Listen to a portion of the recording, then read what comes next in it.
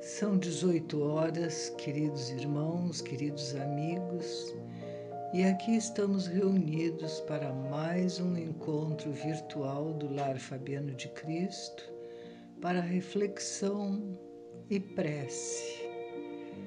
Agradecemos a Deus, a Jesus, a Fabiano por esse momento e que possamos, na medida do possível, entender, assimilar e aproveitar os ensinamentos desses nossos amigos espirituais. Hoje vamos fazer a leitura do livro Caminho, Verdade e Vida, de Emmanuel com Chico, no capítulo 31, Coisas Mínimas, com Lucas, o Evangelho de Lucas, capítulo 12, versículo 26, em que Jesus faz a pergunta: pois se nem ainda podeis fazer as coisas mínimas, por que estáis ansiosos pelas outras? E Emmanuel comenta: pouca gente conhece a importância da boa execução das coisas mínimas. Há homens que com falsa superioridade zombam das tarefas humildes, como se não fossem imprescindíveis ao êxito dos trabalhos de maior envergadura. Um sábio não pode esquecer-se de que um dia necessitou aprender com as letras simples do alfabeto. Além disso, nenhuma obra é perfeita se as particularidades não foram devidamente consideradas e compreendidas. De modo geral, o homem está sempre fascinado pelas situações de grande evidência, pelos destinos dramáticos e importantes. Destacar-se, entretanto, exige muitos cuidados. Os espinhos também se destacam. As pedras salientam-se na estrada comum. Convém, desse modo, atender às coisas mínimas da senda que Deus nos reservou, para que a nossa ação se fixe com real proveito à vida. A sinfonia estará perturbada se faltou uma nota. O poema é obscuro quando se omite um verso. Estejamos zelosos pelas coisas pequeninas, são parte integrante e inalienável dos grandes feitos. Compreendendo a importância disso, o Mestre nos interroga no Evangelho de Lucas: pois se nem podeis ainda fazer as coisas mínimas, por que estáis ansiosos pelas outras? E Emmanuel, com essas reflexões, mostra a sua preocupação com os seres humanos, ainda tão mergulhados no orgulho e na vaidade. E no livro Fonte Viva, capítulo 122, ele fala mais um pouco a respeito disso. Entendamo-nos é o título. E é sobre uma passagem de Pedro, que Pedro diz: mas, sobretudo, tende ardente caridade uns para com os outros. Mais uma vez, Emmanuel alerta: não existem tarefas maiores ou menores, todas são importantes em significação.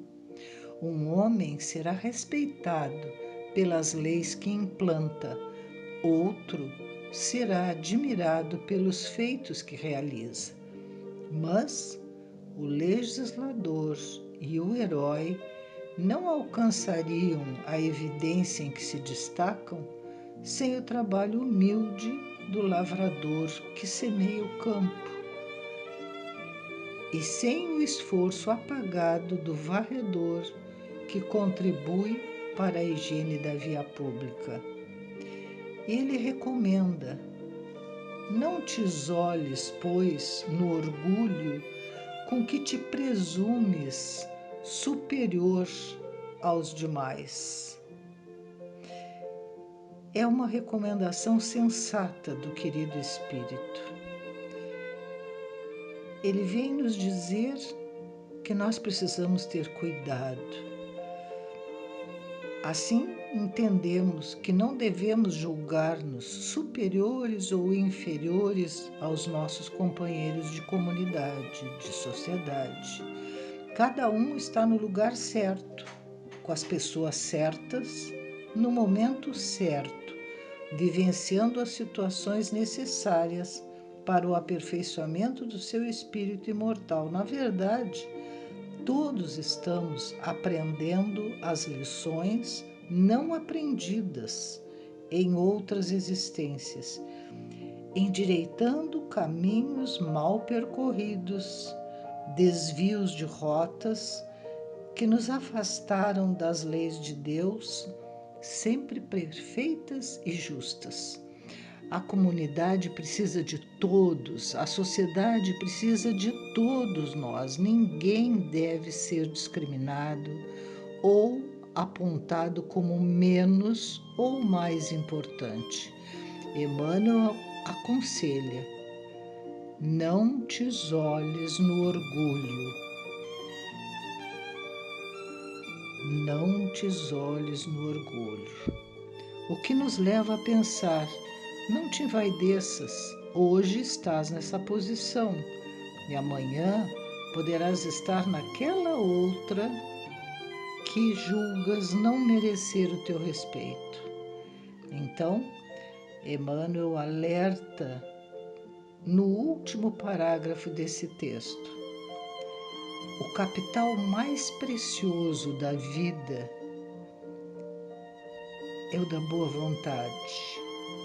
Ponhamo-lo em movimento e a nossa existência estará enriquecida de bênçãos e alegrias, hoje e sempre, onde estivermos. Então, vamos lembrar sempre que Deus tudo sabe, tudo vê e lê os corações de todos nós. Valoriza a humildade, a dedicação com que seus filhos aceitam suas tarefas e as cumprem, sejam pequenas ou não. Lembrando a história de um pintor. Essa história é muito tocante. Esse pintor foi contratado para pintar um barco e, chegando lá, fez o serviço que lhe cabia e deixou o barco pintado, bonito, na beira da praia. Os filhos do dono do barco viram e, como duas crianças, resolveram dar um passeio. Subiram e se largaram pelo lago. Quando o pai chegou, viu seus filhos saindo no barco, desesperou-se, apavorado, vendo eles longe, afastados, e chamou e gritou, e os meninos brincaram e voltaram muito bem para perto do pai. Ele se admirou, porque havia um buraco no fundo do barco. Procurou o pintor, que foi receber o seu pagamento, e perguntou para o pintor se ele tinha consertado o barco. E ele disse que sim, que antes de pintar viu que havia um buraco, arrumou o buraco e depois pintou. E o homem se surpreendeu: mas eu tinha contratado só para pintar. Ele disse: mas eu vi que tinha mais alguma coisa a fazer e fiz. E o dono daquele barco, o pai daqueles filhos que poderiam ter morrido se aquele pintor não fizesse além do seu serviço contratado.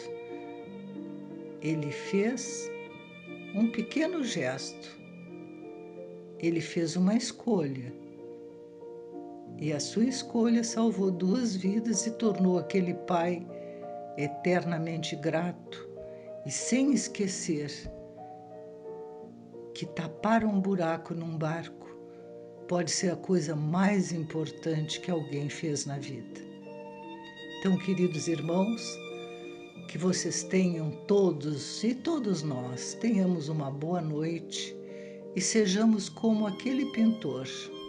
Não importa o tamanho da tarefa e nem se fomos contratados para fazê-la, mas se estiver ao nosso alcance e se nós tivermos a oportunidade de realizar algo de bom, façamos. É isso que Deus quer de nós, que nós sejamos sempre atentos ao bem e façamos todo o bem que nós pudermos, onde estivermos e com quem estivermos. Uma noite de muita luz, muita paz e tranquilidade para todos nós.